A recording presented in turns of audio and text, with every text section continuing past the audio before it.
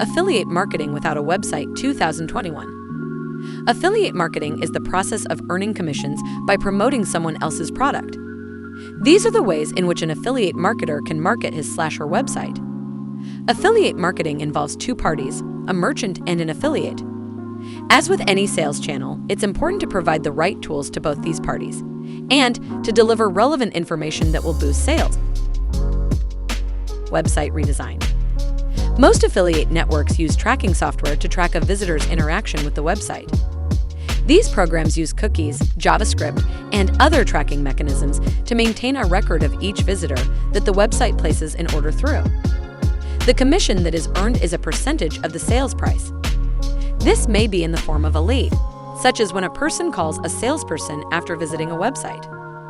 Additionally, it may also appear in the form of an email address being handed over to the affiliate. This is referred to as a conversion. A conversion can occur when a person opens the email or clicks on the sales link.